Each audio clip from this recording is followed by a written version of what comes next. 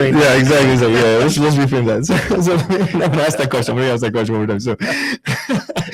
So we talk about money and how money is a means to an end. And I think what we need to do is start understanding the way that money works, the energy that money brings, to be able to create a more fulfilling life for the desires that we have to serve others and to improve our own quality of life, in the interim, and how that kind of rebuilds things. You see these rich people that put their names on the side of buildings, but it actually came from a place of passion. It actually came from a place of, I want to engage this community. I don't want the arts to die because it means so much to me personally. How do you think of money and wealth in that way? I think money can give you an opportunity to do so many good things out there. Now, not everyone looks at it that way. And sadly, a lot of us get caught up in the treadmill of just making more and more and more and more, and then passing it on to the next generation, whatever. Here's the way I look at it. It's such a privilege for me to have the life that I have and to be able to give back, that I get great joy out of being able to do things like put this book out and be able to help people. So I guess I could compare it in two ways. I could make, a couple $100,000 in a given day on the stock market and go, wow, boy, that makes me feel good. Yeah. Or I can be on an airplane, or something that happened to me in Ghana. I was in Ghana at an entrepreneurs festival. What happened to us? And someone comes up to me and says, Mr. Keys, I've been following you for 1.5 years. I read your book. You've inspired me. I am now advancing my career trying to use the recommendations you made to help me. And I believe in myself now. Wow. And something like that happens and you go, wow. Yeah. Compare that to making some money. Right. And you go, well, there's just no comparison. Yeah. I mean, that is priceless. Yeah. And that's just one human being. And I think about how many people I may have been able to help and redirect their life to give them the opportunity that I had as a kid, growing up with no hope, if you will, and yet figuring it out. So that's why I'm doing what I'm doing. That's what motivates me every day. This is brilliant. The thing that I'm starting to empathize with people who try to accumulate as much wealth as possible is also to be seen. The reason why you put on that fancy watch or, buy the coolest new clothes or whatever. I'm sure that has some really cool aviation feature too. Right, it does. It's an IWC pilot. Yeah. That's awesome. I love it. But it's this idea that, I want to be able to be, to make an impact. And the most immediate impact I can make is how I dress myself, how I, present myself, and it takes money to do that. And then, people think I'm important because I can provide money for them, and it's transactional and things of that sort. It's kind of a similar way in how you want to be able to use that and influence other people because of how they want to be helped, rather than us wanting to help ourselves the way that we want to be seen. And it's the result is the same. The mechanism is completely opposite. I mean, we're talking about 180 degrees different here, in saying, I'm here to serve others so that I can feel that same level of love, concern, and engagement, versus I want to serve myself, and then you're going to want what I want or what I have, and then you become my friend. Right? And it's an interesting way of like philosophizing, what we want, what our needs are, and what others' needs are. Right. Mm-hmm. Well, I think, if we're, kind of gets back to that gratitude thing, and that you helped to frame the idea of IQ plus EQ plus CQ, that character quotient. A big part of the character quotient is recognizing that we're just another human on this planet. And to the extent that we can all help each other, lift each other up. And here's the irony. If I was to say something like that on certain networks, people would immediately jump on me and call it virtue signaling. Wow. Yeah. And here's the irony, that most of the people that I know that get accused of virtue signaling are genuinely concerned about their fellow man. Right. And trying to help elevate humanity. So I don't know how we've gotten ourselves into this culture that we're critical of others who want to help each other. Right. But again, it comes back to that fear and jealousy thing. Yeah. I think it also comes to, the political divide, right? It's Little, yeah. interesting because, I was having a conversation the other day over my friend who's non-gender specific and things of that sort. And I said, and he hates billionaires. And, I said, well, the same level of freedom that you want, that you don't want to be judged by others and you want to just simply be accepted in society because of the decisions that you've made. And as long as you're not hurting anybody, that you should be able to live your life the way that you live your life, and nobody should have an opinion on that. Don't you think those same rules apply for a billionaire? And he's like, Yeah. no, why? But and it's like, well, I mean, if they did really well and that was what they wanted to do, and they were able to, provide enough value to society that they accumulated an incredible amount of wealth. Like Jeff Bezos wasn't just out there like, picking his nose and doing nothing. Like he created Amazon. He created this incredible product that everyone's life becomes a little bit easier. Same with Elon, same with all these other people. Why do the rules not apply in one camp, but they apply in the other? It's interesting. No, it's funny. It is comical to see how hypocritical both sides can be. Exactly. Yeah. Because one side will attack the other for being for for being a billionaire, right? And meanwhile, some of the people that they're attacking are giving a disproportionate amount of their wealth to help others. Yes. and creating some really good things in society, and yet they get dragged through the coals. Right. It's comical. And then the other side, if someone is out there trying to do good and trying to help their fellow man, they get criticized for being virtue signaling. I had no idea, and I don't know how Bill Gates. Maybe I'll have that conversation with him one day. But the Bill and Melinda Gates Foundation literally eradicated malaria. Yeah. And then COVID hits, and they're like, "Well, he's trying to put a microchip in my arm." And I'm like, okay, like I get like the standards and how the government shouldn't be absolutely forcing people to take vaccines, and we need to be able to go through the right clinical studies and trials and ensure the safety of everyone and the efficacy of these drugs and vaccines. And then we go into the vaccine complex, and it gets a little bit more deeper, and we have to put our thinking caps on, things of that sort. But it's interesting how we go from one small thing to a headline and then extreme judgment, and we throw all of our ethics, morals, values, and critical thinking skills out the window. It's crazy. You have to deal with this. You had to deal with this at the corporate level, just dealing with people. When dealing with people, what is your best advice on how to be cooperative? Well, it goes right back to Ibn Rushd. It is ultimately ignorance leading to fear, leading to anger, leading to hatred. And even if someone is doing amazing things, even if someone's giving billions and billions of dollars to eradicate a disease, the fear that stems from ignorance. They don't know all of the circumstances, and they perhaps believe in a conspiracy theory or something, right. That then triggers their anger and their hatred for this human being who's doing good things for the planet or doing good things for other people. Yeah. So it all stems from this negative cycle of ignorance and fear. So the only antidote to that is for each of us to take responsibility. Yes.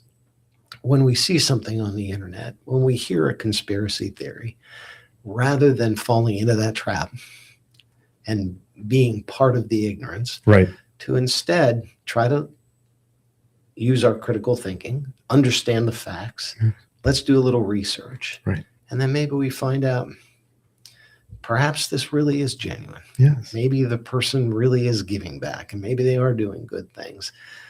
There's two sides to that story. Let's look at both sides. Yeah. Do not retweet that untruth. Yeah. You know what I mean? Like exactly right. you being a part of that ecosystem that just forwards it on to all your friends and then your WhatsApp groups, and it perpetuates this idea of ignorance, and you're part of the problem. You're part of the problem. And so you can simply just say, I'm not going to do that, and change it and see how your character feels after a few times of not doing that. True. Right? Here's the sad part. I have so many friends that, we all have them. Yeah. On both sides. Yes. And they'll retweet something, and you think, yeah, I thought you were smarter than that. Right. And no one wants to be thought of like that, but Mm. we don't even realize sometimes that we're doing this very ignorant thing, Yeah. passing along a piece of information that is probably false. We haven't done our homework. Yeah. And it's so apparent to our friends that we've just done that. Yeah. And it's just a bad reflection on all of us. So, Yeah. but it's so fixable. And this Yeah. is the thing. This is why I'm out there banging the drum saying, folks, we're better than this. We Yes. really are better than this. And we have the ability as humans to not behave this way. It's all about reacting Yes. to our environment. And instead of just reacting and triggering that caveman amygdala response, Fight or flight. Yep. yeah, be a pilot, Yes. use your aviator brain, not your caveman brain, Yeah. and stop and think, is this really true? Yes. And before I'm going to embarrass myself now and look like a caveman to all my friends, I'm going to research this and find out if it's even true, Yeah. and not retreat it if there's even a hint of doubt. Yeah, absolutely. It's interesting because you think about, how responsive and reactive we all have become, and it's so lazy. It's such a lazy That's way right, of yeah. living. Yeah, and I don't like it. Before we leave, I wanted to ask you a question. I was going to ask you yesterday, but we might as well do it live. On my 40th, I wanted to get into flying, and my friend said, start with glider pilots. Be a glider pilot, and that way you kind of like understand the dynamic. You'll see like how, and it's very easy and kind of risk free. You don't have as much machinery or anything going on. It's just literally you in the air, right? And Yeah. and these patterns, right, that you have to recognize. And so and there's short flights and things like. What would you recommend if somebody wanted to start getting into it, and like how they would move it? Glider's the only thing I don't fly. I fly helicopters, jets, prop planes. I fly all about everything, but I won't get in a thing with no engine. Isn't that crazy? Okay. All right, so it's not the right way. I'm just kidding. I'm just kidding. No, it's actually good advice because it does teach you really good stick and rudder skills and the importance of airflow and airflow of the wings and lift, and it's a very, very good skill to have. So I would recommend it. I personally have never done it. But should I so I shouldn't start in that way though, right? It wouldn't be a bad idea. Okay. But I'm not sure I'd start that way. I think I'd start with a good old 172 or something. Okay, I'm gonna get. Oh yeah, you can take me under your wing. Yeah. You start in a jet. Yeah, I start a jet where you can get yourself in and out of these bad situations rather than hoping that you catch some warm air to like push you up, right? So it's like skydivers. I'm like, yeah, really? You want to jump out of a perfectly good airplane? Why? I actually wanted to do that. I want to be one of those squirrel suit guys. But there's this documentary that came out, and it's like, oh, everyone dies. It's not about if it's when. Yeah. And same happened with motorcycle. I was in motorcycles and motorcycle racing and things of that sort. And I hadn't. It's been like 5 years, 6 years, and I hadn't dropped my bike. I said, okay, I'm out. I'm done. Like there's no more need to do this. You have too many close calls and. You're like, oh, you wake up in the middle of the night, you're like, how did I not die on that ride? So it's like you kind of reevaluate. Were you one of those guys on the tollway with the crotch rocket? Yeah, that was me. Oh, wow. Every time I sat on that thing, I would be at 180 miles an hour. Oh. Yeah. Because I was like, if I'm not gonna get mangled and like get hit at 50 miles an hour, and now I have to be a burden on my family. Like if I'm going, I'm out. Do it. Yeah. Yeah. Let's make it. That's a really good way of thinking. Yeah, final destination. Like we're done. Yeah. So, but I survived it, and I was like, hey, great. Like let's not push this any longer. Smart to hang it up. Well, you got to know when to leave the casino. Yeah. You know what I mean? You're like, dude, I'm up. You won. Yeah, I won. Yeah. It's like I'm not trying to get to $1 million. What's funny is Charles Barkley talked about this. He was like, my friends were like, you're not a bad gambler, you're just an idiot, right? He would be up like $300,000-$400,000, and he's like, I'm gonna get to $1 million, and he's probably walked out of the casino maybe 5 times with $1 million, but he's lost 40 times. You know what I mean? It's like you just because you want that last edge, that last piece of it that puts you in the highest risk to lose everything, and then your pilot brain doesn't turn on, so you can't actually rationalize your way out of it. So yeah, let's not get ourselves through those. You know what a better dopamine is? Fine. Love. Oh yeah. Come on, man. Right back. Right back at you. No, it's true. Yeah, it's true. It's such a better dopamine than all of the crazy things that we tend to do to to And, get and it ourselves. happens anytime you want it. Yeah. You know what I mean? You Yeah. breathe through it. You can put your hand over your stomach or over your heart. Yeah. And Yeah. you get that dopamine. I'm getting it right now. Yeah. It's great. I get it when I go home with my golden retriever. Oh man, that's awesome. Walk in That's the door awesome. and it's like, except Yeah, it's interesting because we lost our family dog, and that was a tougher loss than some family members. And like you're just like, dude, how do you? Which family members? Or yeah, exactly, right. Extended guys. Yeah. Great. All the old people. No.